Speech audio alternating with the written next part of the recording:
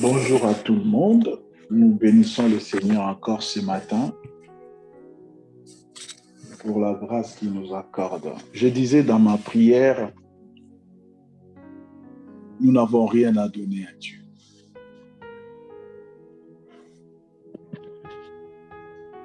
Une fois, j'étais en train de lire les livres de la Genèse. Je regardais la créature par rapport à ce qui est écrit. Je me suis vu vraiment hypocrite. Et je regardais l'hypocrisie qui règne dans le milieu des enfants de Dieu. Je me suis dit, franchement, que le Seigneur nous aide. Avec le peu d'expérience que nous avons, une fois vous êtes dans le milieu des enfants de Dieu, vous essayez d'observer comment nous nous comportons. C'est comme si Dieu nous doit quelque chose, quoi. C'est comme si on a fait un deal ou on a conclu un accord. Bon, Dieu était dans le problème, il était dans le besoin, et nous, étant donné qu'on l'a aidé, on a fait un accord comme quoi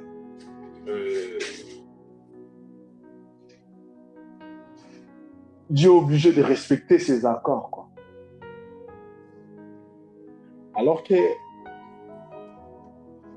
lorsque nous regardons seulement les eaux, je prends les mers, les océans et tout ce que Dieu a créé dans cette étendue,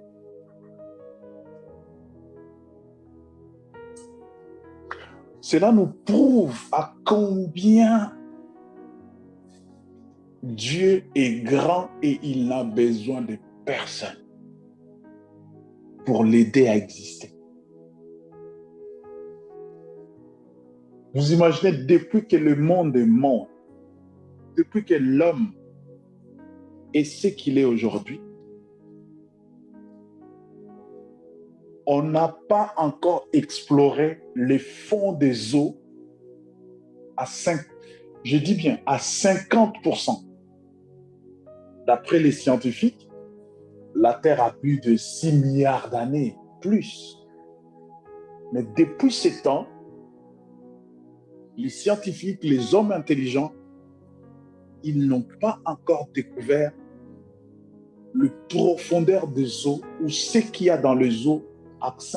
Ils sont, je crois, dans le 20%, pas 30%.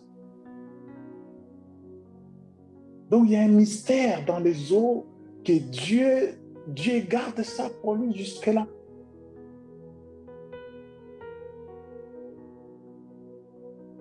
Mais nous, parce que la Bible nous dit, nous sommes créés à l'image de Dieu, à sa ressemblance, nous pensons que nous sommes égaux à Dieu. Cela est très regrettable, bien-aimés. Soyons humbles. Qu'on soit enfant de Dieu ou païen, soyons humbles. Et je pense même, c'est la raison pour laquelle Dieu a dit dans sa parole que être humble précède la gloire. Et cette gloire, beaucoup de personnes pensent que cette gloire, c'est à occuper une place, une fonction. Non, la gloire de Dieu n'est pas terrestre, n'est pas visuelle. La gloire de Dieu, lorsque Jésus fait cette prière, nous sommes dans Jean chapitre 15, il dit au Père, je les ai glorifiés. Je les ai glorifiés. Il a glorifié les disciples. C'est de quelle gloire parlait-il? Alors que nous regardons la vie des disciples, ils n'avaient aucune gloire visible. On le voyait après la mort de Jésus. Ils sont allés, je ne sais pas, se cacher dans la chambre haute. Ils n'avaient rien, presque rien. Mais Jésus dit, je les ai glorifiés. Ce que tu m'as donné, je les ai glorifiés. Amen. Par là, nous allons revenir sur notre thème de prédilection. que nous avons commencé depuis un temps. Nous avons commencé ces textes dans le livre de Actes des Apôtres. Lorsque Jésus parle, lorsque la Bible parle de vin nouveau, et ces vins nouveaux, nous l'avons caractérisé comme étant la plénitude du Saint-Esprit qui vient dans la vie d'un croyant, qui vient dans la vie d'un enfant de Dieu. Vous savez, bien-aimés, je l'ai dit, attendez, on va lire cela pour que nous comprenions. Nous sommes dans Jean chapitre 20. Jean au chapitre 20, au verset 22.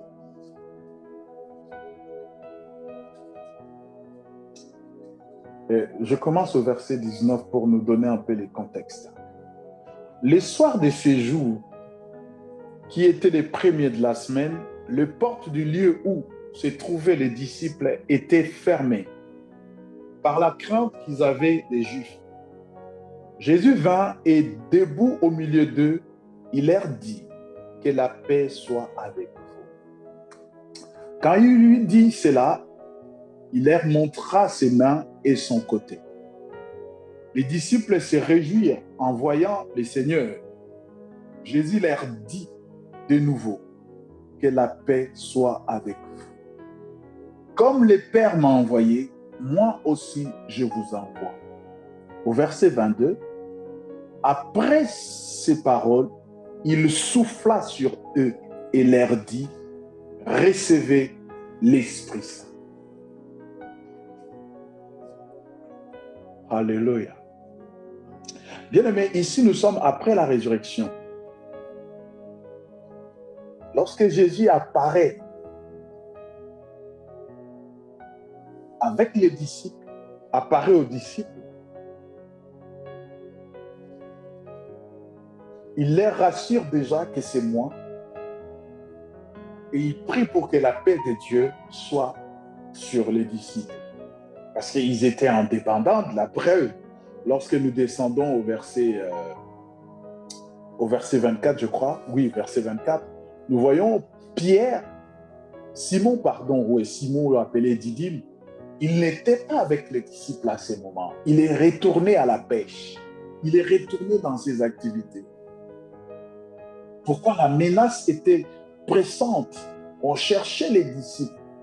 Comme on a tué le maître, on doit aussi tuer les disciples pour faire disparaître cette religion.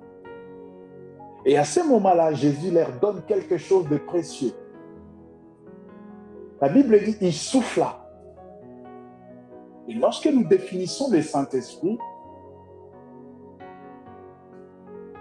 lorsque nous définissons l'Esprit, je disais, l'Esprit, c'est le souffle.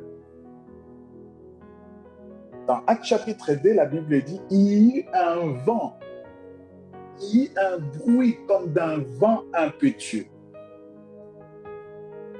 Donc, Jésus donne le Saint-Esprit. Il dit, recevez les... Ce n'est pas qu'il était en train de les supplier. C'était un ordre. C'est à l'impératif. Il dit, recevez le Saint-Esprit. Ici, ce n'est plus la promesse que vous recevrez une puissance. Non. Ici, c'est recevez le Saint-Esprit. Et lorsque les disciples reçoivent le Saint-Esprit, ce n'était pas fini. Ils sont retournés dans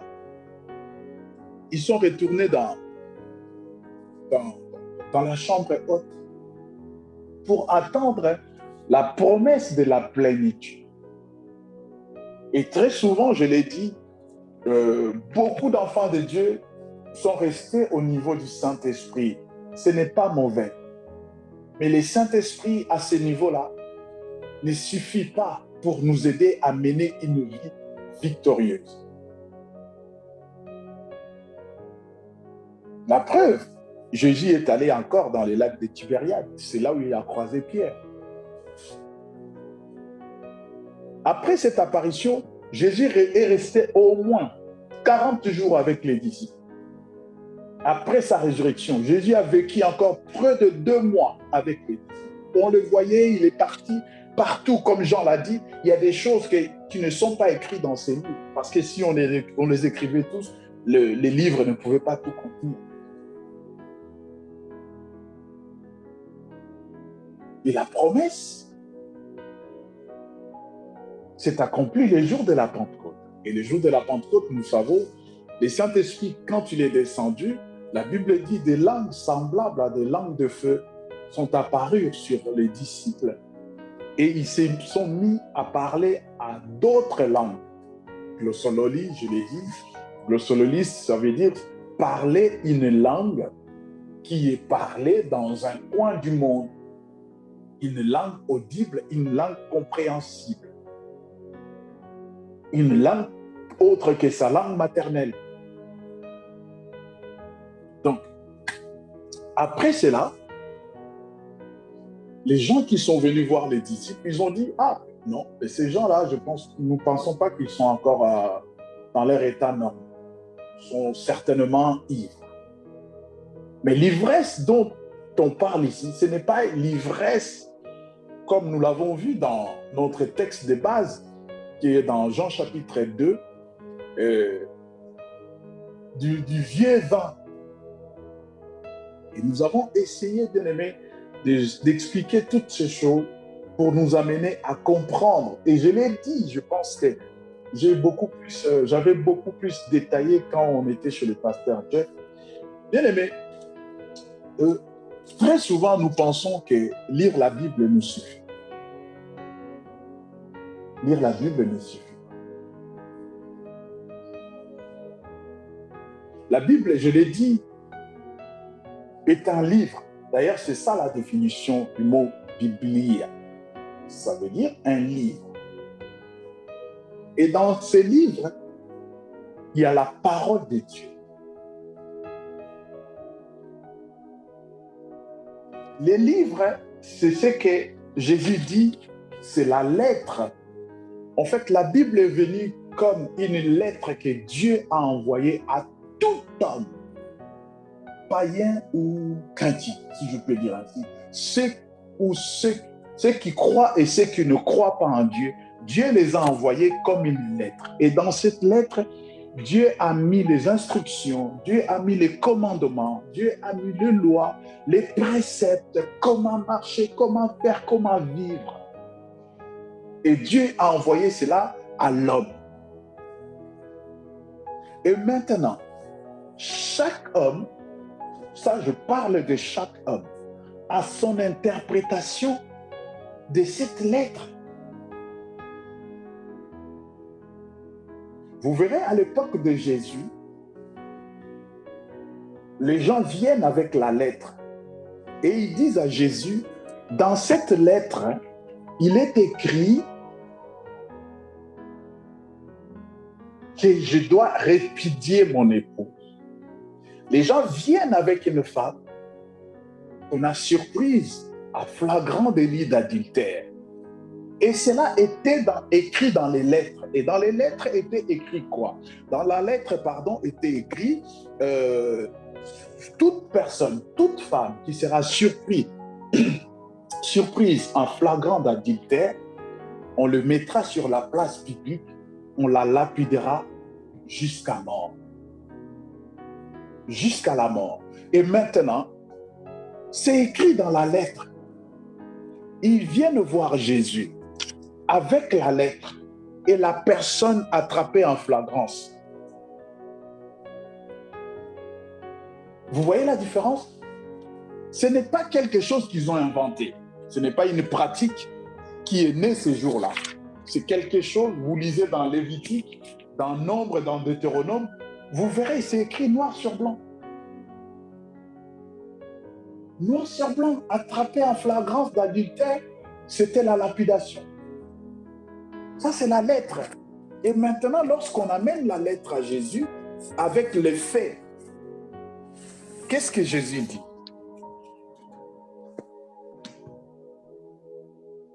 Jésus dit que celui qui n'a jamais commis de péché, qu'il jette les premiers la pierre.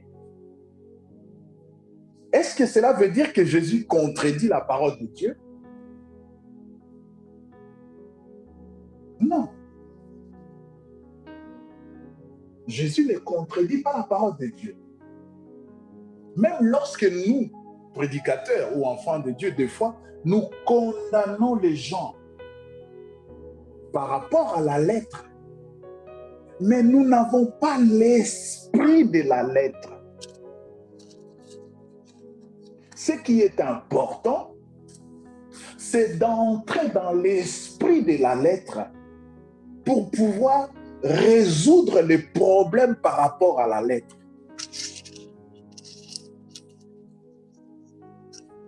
Je suis quelque part, j'écris à mes enfants, vous regarderez sur le bahut, je laissais de l'argent dans une enveloppe. Comme je suis absent, mes enfants, ils peuvent croire que cet argent, c'est pour quoi? Pour leurs besoins. Alors que moi, j'ai laissé cet argent, j'ai un ami qui doit passer récupérer cet argent. Si mes enfants ne m'appellent pas pour savoir, papa, pourquoi cet argent, c'est pour qui? On fait quoi avec? Qu'est-ce qu'ils vont faire? Ils vont les dépenser, pardon. Ils vont les dépenser. Pourquoi? Parce que papa n'est pas avec nous. Certainement, il nous a laissé l'argent des poches, il nous a laissé pour nos besoins. Et ce qui peut paraître vrai. Alors que cet argent, il y a quelqu'un qui doit passer pour le récupérer. Voilà pourquoi je dis, la lettre, nous ne pouvons l'interpréter qu'avec l'esprit de la lettre. Et l'esprit de la lettre, c'est la personne qui a écrit la lettre qui les détient.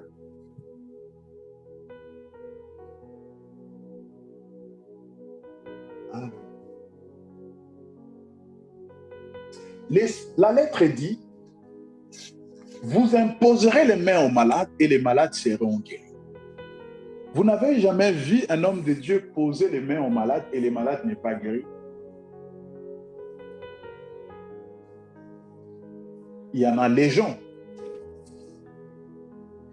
Mais la lettre dit cela, vous imposerez les mains aux malades.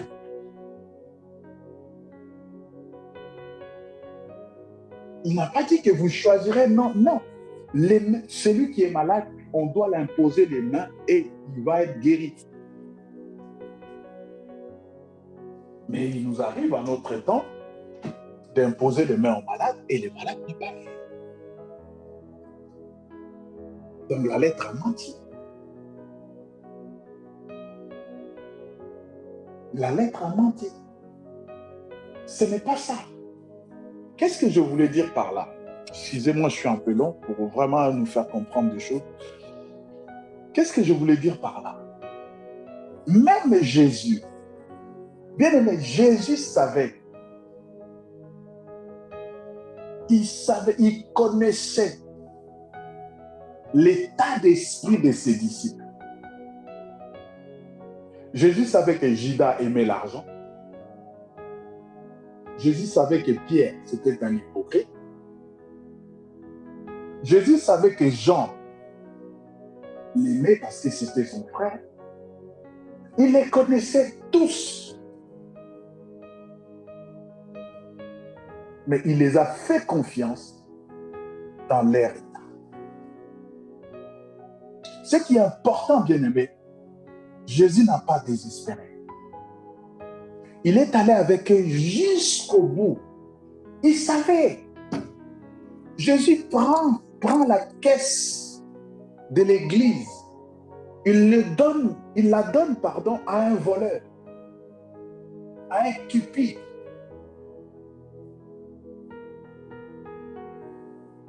Je vois Pierre, je dis, non, Tikaye. Est-ce que dans notre temps, c'est faisable?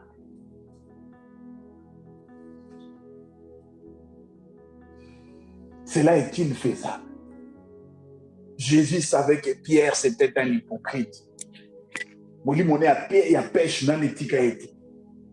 Mais il a pris, il a pris jusqu'à Gethsemane. Jusqu'à Gethsemane.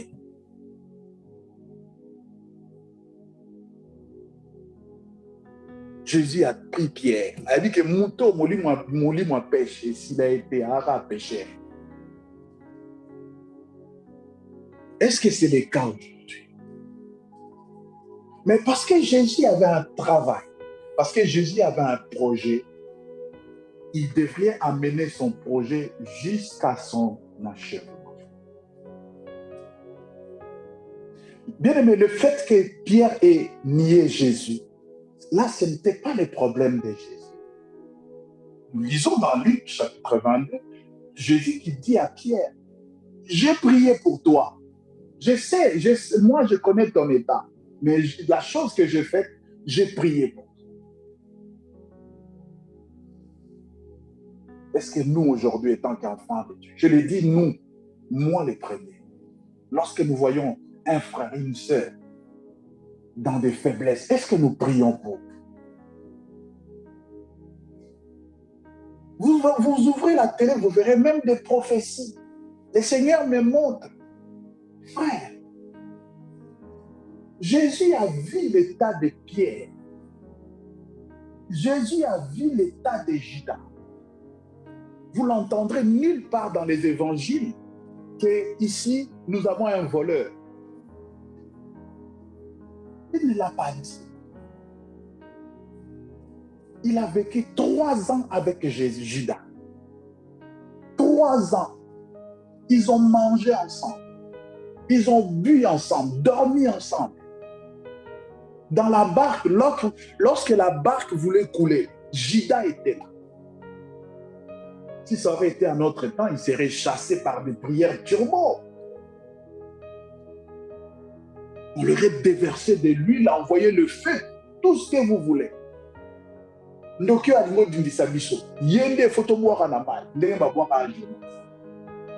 Mais Jésus, à Judas même, Jésus a dit, tu es l'homme de peu de foi. Je disais cela, bien aimé, par rapport au contenu. Parce que nous parlons des vases. Nous parlons des vases. Et je l'avais dit la fois dernière,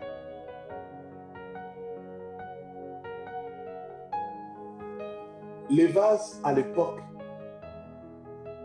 il y avait trois, comment on dit, on les utilisait pour 3 choses. C'était pour mettre de l'eau, de l'huile et du vin. On utilisait les vases, on peut mettre 3e chose, 4e chose si vous voulez, mais ce n'est pas vraiment de cela que nous allons parler, où on mettait des grains. Les grains, c'était beaucoup plus dans des moulins, dans des choses autres que les vases. Et les vases servaient à mettre l'eau, le vin ou l'huile.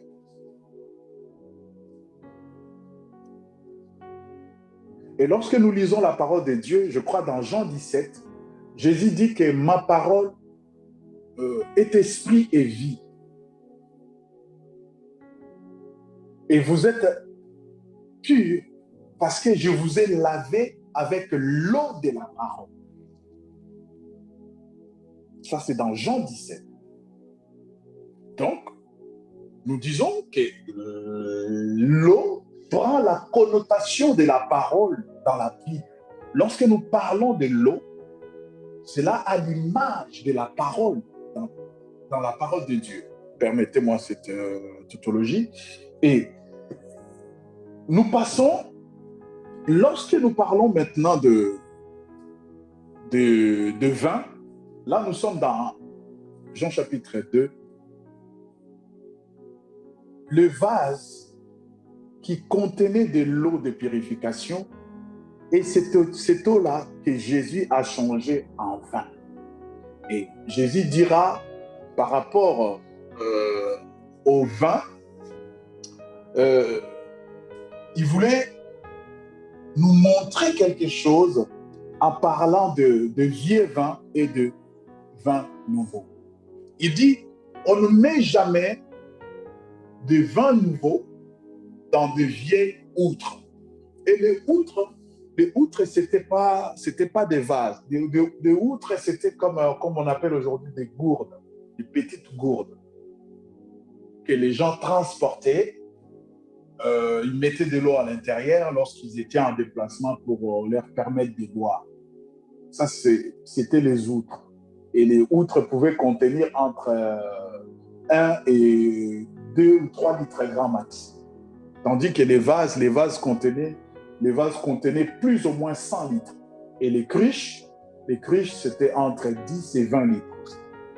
Et lorsque Jésus parle de ces choses, cela nous donne une connotation spirituelle, une connotation pas ecclésiastique, mais une connotation prophétique. Il dit, on ne peut pas prendre la parole et la mettre dans le vieil outre.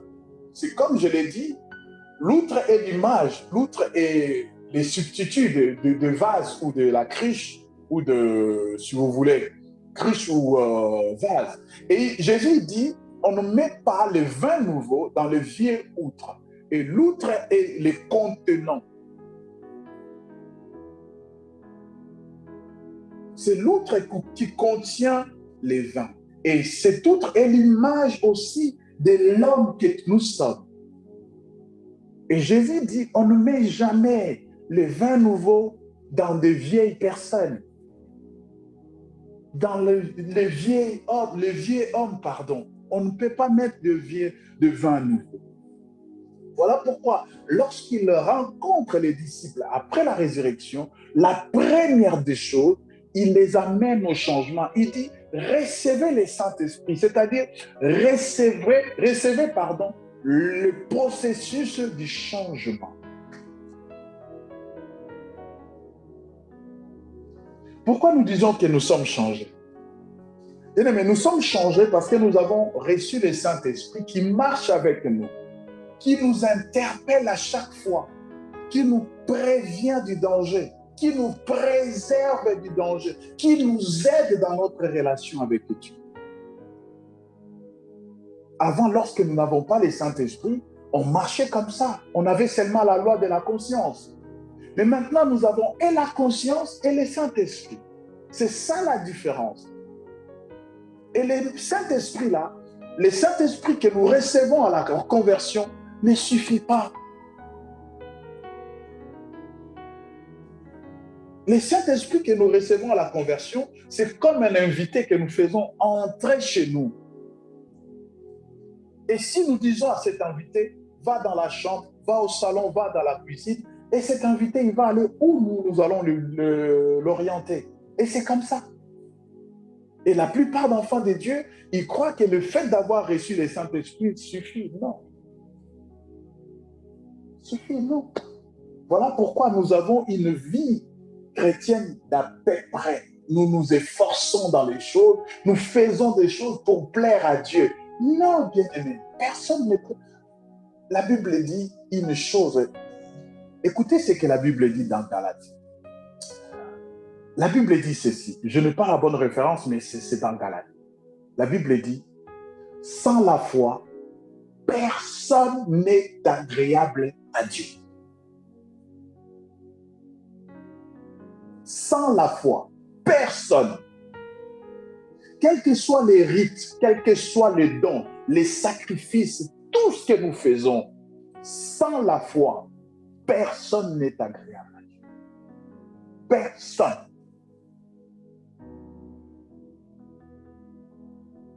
Mais aujourd'hui, nous, enfants de Dieu, nous ne marchons plus par la foi, nous marchons par la vue. Nous ne sommes plus enfants de Dieu par la foi, nous sommes enfants de Dieu par la vue. Nous attendons l'approbation des autres pour exister tant qu'enfants de Dieu. Ah, bien aimé, je l'ai dit à ma honte. Je l'ai dit à ma honte. C'est vrai, je regrette des fois quand je me mets comme ça. Hier, j'ai passé à Villeneuve-Saint-Georges, c'est ce que je voulais dire. Hier, je passais à Villeneuve-Saint-Georges. Cela m'a rappelé quelque chose. J'ai vu un groupe de des jeunes africains. Ils étaient devant la gare. Ils chantaient des louanges à Dieu. Ils chantaient des louanges.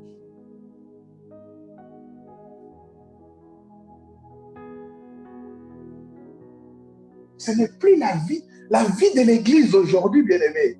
L'Église n'a plus du vin doux.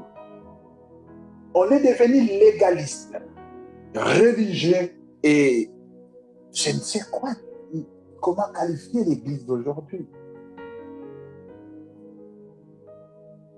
Pour exister en tant qu'enfant de Dieu, je dois chercher la compagnie de ma fille, je dois chercher la compagnie d'un frère. Non, non, bien-aimé. Pendant la persécution de l'Église, les gens ont existé comme chrétiens avec les bouts de parchemin. Ce n'est pas la Bible, les bouts de parchemin. Et sur ce parchemin, il y avait écrit peut-être 2, 3, 4 versets. Et les gens ont résisté, ils sont restés enfants de Dieu. Bien aimé, Pierre n'avait pas la Bible. Pierre, Paul n'avait pas la Bible. Ils n'en avaient pas. Mais ils ont existé. Ils nous ont amené l'évangile.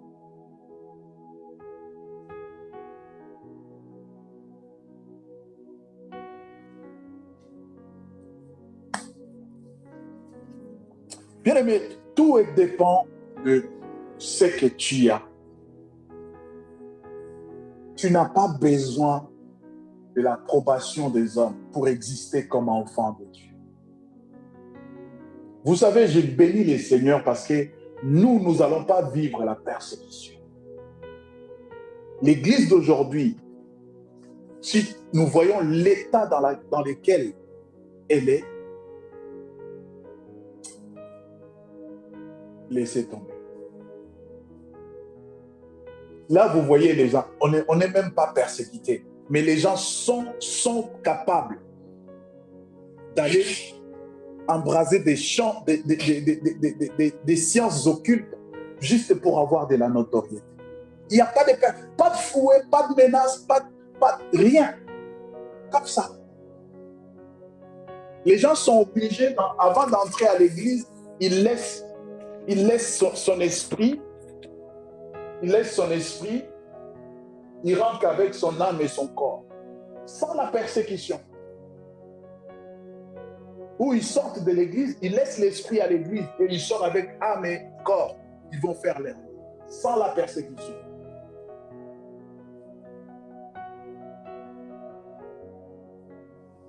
Vous savez la persécution dont parle l'Apocalypse.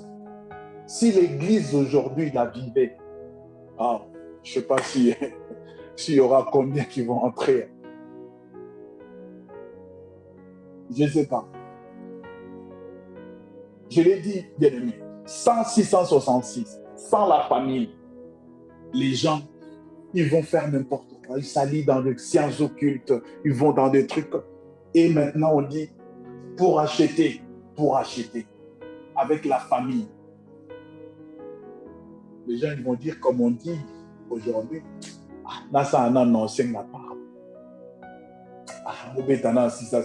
je vais me repentir après. Pourquoi? Parce que nous sommes vides. Nous sommes vides. Déjà, nous qui tenons des églises, nous sommes vides. Et comment voulez-vous que quelqu'un qui est vide puisse vous remplir? C'est compliqué. Comment voulez-vous que quelqu'un lui-même qui n'a jamais goûté au vin nouveau puisse vous donner du vin neuf? Jésus a dit, l'eau que je lui donnerai, l'eau que Jésus donnera à la personne, cette eau deviendra une source d'eau vive. Une source d'eau vive qui jaillira jusqu'à la vie éternelle.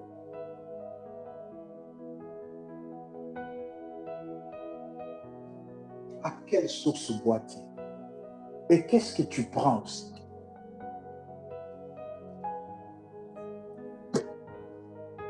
J'avais besoin de parler d'une femme, mais je pense que je garde ça pour le week-end prochain.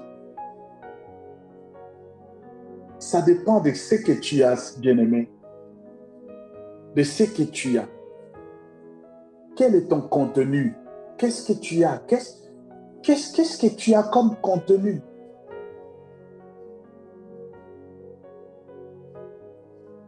Le Seigneur parlant, Jacques parlant de la bouche, il dit, d'une même source ne peut pas sortir l'eau amère et l'eau douce.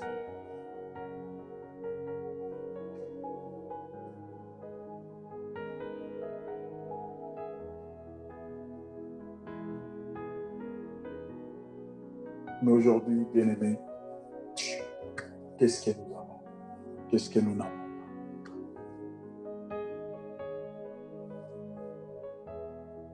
Ce qui tue l'Église, ce qui tue les enfants de Dieu, ce qui a tué Judas et ce qui a failli tuer Pierre, c'était un manque de dévouement. Bien-aimé, ce n'est même pas Dieu. Quiconque qui est intelligent, il ne peut pas remplir un récipient qui est déjà plein. Si toi, l'homme, tu ne peux pas le faire, Dieu ne le fera pas.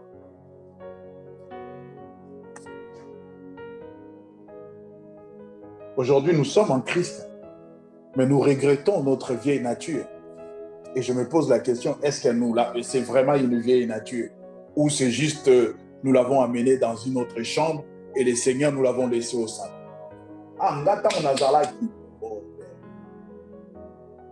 Lorsque nous disons comme ça, peut-être que c'est dans l'inconscient. Je ne sais pas, peut-être dans les solos, mais des fois, nous le disons, nous avons regretté vraiment, il fallait Nazara, mais Ozanayo, Oza.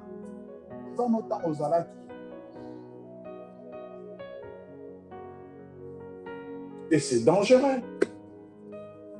Oza vient outre, mais Olingi Bacha 20 nouveaux. Bako Tchayango Wapi.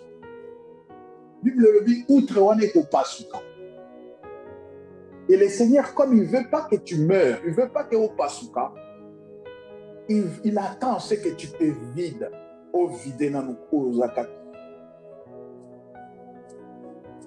Non, viens. Et nous avons des gens comme ça, frère. Il est venu à l'église, il est resté tellement longtemps. Il n'a pas changé. Comme c'est pas ancien. Comme il est ancien. C'est peu ma responsabilité. Parce qu'il est resté longtemps. Abimisu qui a peine de l'ibandi dans l'église, ancien. Mais ancien, on a tikala jamais qu'au vide outre na. Kobacha ensemble. Qu'est-ce que vous attendez à la fin? Qu'est-ce que vous attendez à la fin?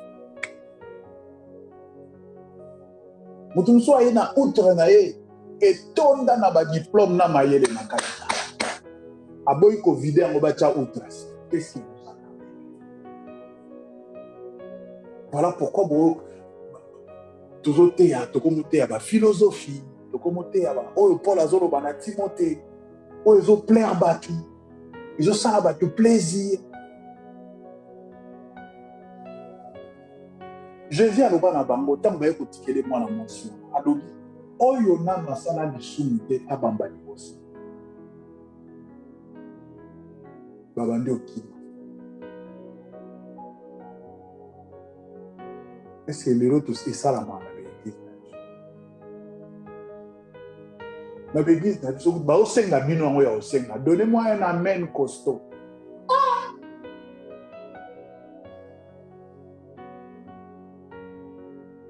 Yo vous voyez peine à mutu, mbeli na mutu, bazo papo na mutu oloba. Amen.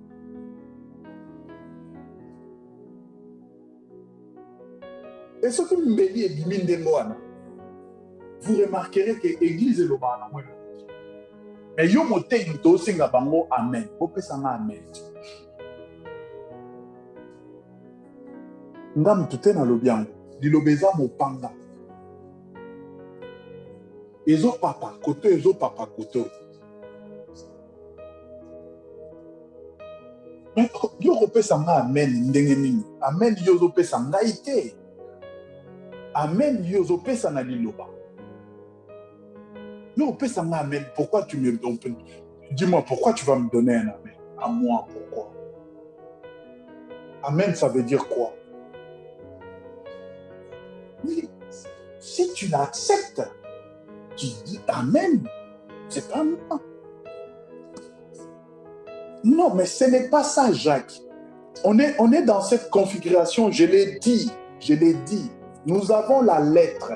Et dans cette lettre, chacun a sa compréhension de la lettre.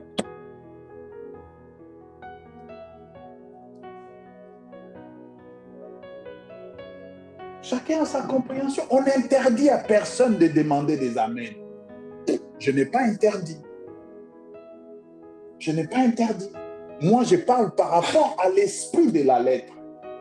Si la lettre nous dit, à chaque fois où, quand vous prêchez, demandez qu'on vous passe des amens. Pourquoi pas aller demander, Seigneur, à quel moment amen? C'est ça, Jacques, c'est qui tue. Tu sais quoi? Que le Seigneur nous aide. Tu sais, moi, quand je prendrai ma retraite dans mon Bwanzambe, je prendrai un temps, Jacques. Je prie que le Seigneur m'amène à ce temps-là. Je prendrai un temps pour enlever certains équivoques. Oh, il y a la lettre. Oh, il y a confondre. Trop, beaucoup, frère. Beaucoup.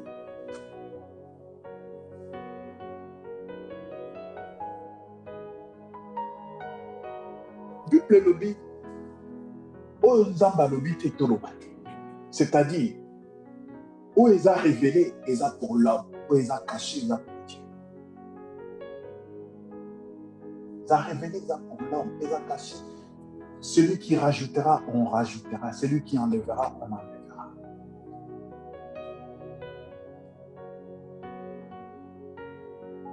Ce n'est pas nous qui avons commencé l'évangile. Et nous ne serons pas à la fin. Tant que le Seigneur n'est pas revenu, nous ne serons pas à la fin. Je vous ai dit ici, bien aimé, nous prenons le Nouveau Testament. Les évangiles parlent de la vie de Jésus. Les évangiles parlent de la vie de Jésus. Ce qu'il a fait, ce qu'il était, c'est pourquoi il est venu sur la terre. Les épîtres parlent de la vie de l'Église. Parlent de la vie. Jacola a été parlé. Parle de la vie de l'Église. Les épîtres parlent de la vie de l'Église. Les actes des apôtres parlent des œuvres du Saint-Esprit. Les actes des apôtres. En réalité, on devrait l'intituler les œuvres du Saint-Esprit. Parce que dans les actes des apôtres, on voit ce que le Saint-Esprit fait avec l'Église. Si Pierre, ils n'ont pas demandé, donnez-moi un amen. Pourquoi ils n'ont pas le faire? Il y a un moment où tu as fait des solos. Amen!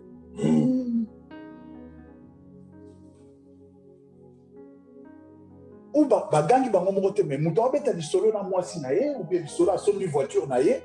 Donnez-moi un amen. Biso pe to gangi amen. C'est ça le problème de Konanga. Parce que nous ne sommes pas vidés de l'intérieur. Nous faisons semblant d'être humbles. Mais à l'intérieur, nous sommes pleins d'orgueil. Pleins d'orgueil. Mais tu t'achètes ta voiture, c'est ta voiture.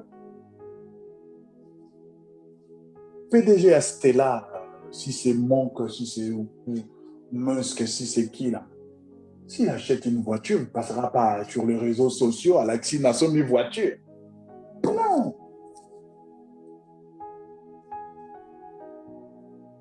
Et va sur les réseaux sociaux, tu vas voir les bandits en train de se débattre. Nous, notre pasteur, nous, ceci, vous, cela, nous. Ils sont vides. Des vieilles outres.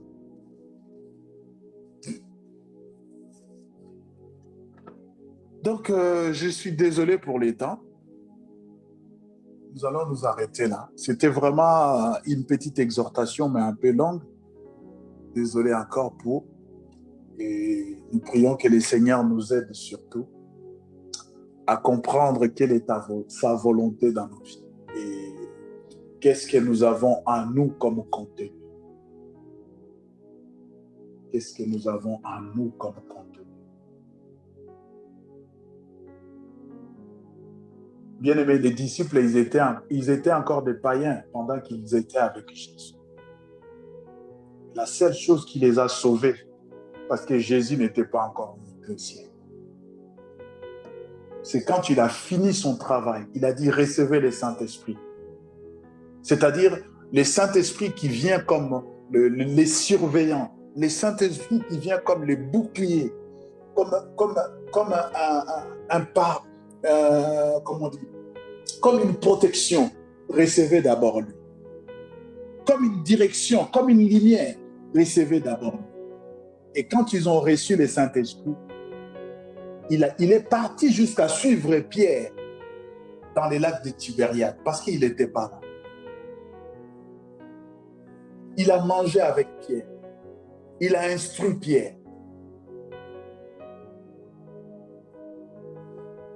Et quand tu as vu que Pierre il avait maintenant compris, nous lisons cela dans Jean chapitre 21, et Jésus pouvait maintenant monter. Quand il a vidé Pierre de son hypocrisie, il lui a posé la question 3 fois pour le vider bien de son hypocrisie. Est-ce que aimes-tu le Seigneur? Oui, mais pourquoi tu as fait cela?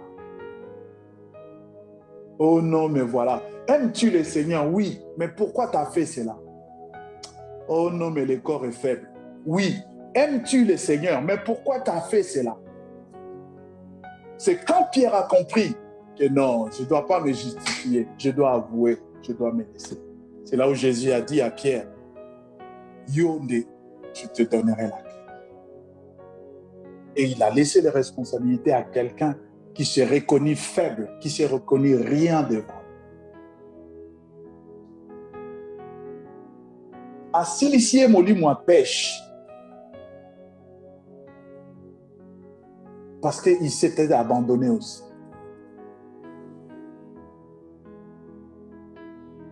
Mais aujourd'hui, bien aimés, nous avons surtout les enfants de Dieu. Ah, surtout, on a assemblé na ICC. Tala mapeka. Assemblé na charisme. Kakaboy. On a assemblé là. Ah, et bon, on a tout assemblé là en andako siko. Tout ça, on a embêté. Mais dans tout ça, nous avons un même Père, un même Esprit, un même Seigneur, un même Sauveur.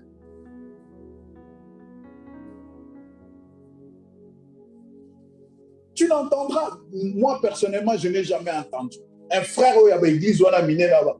Ah, frère, pour ça, mais l'église, vraiment, beau persévérer, vraiment, beau persévérer, beau continuer, beau évangile. Non, il va te regarder avec révulsion. C'est comme s'il a envie de vomir.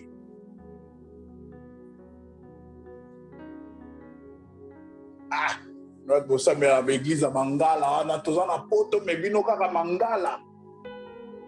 Ah, frère. Saint-Esprit a yaka une église à Mangala.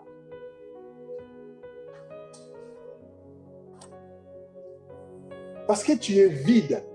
Tu n'as pas l'esprit de la lettre. Tu ne peux pas comprendre la lettre.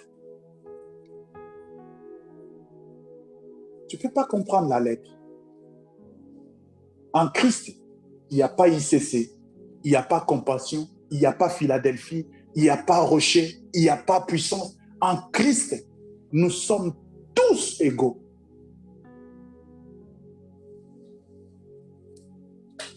Que le Seigneur vous bénisse. Bon dimanche. Seigneur, merci. Bénis ta parole dans les cœurs et garde-nous jusqu'au jour de la rédemption, au nom de Jésus.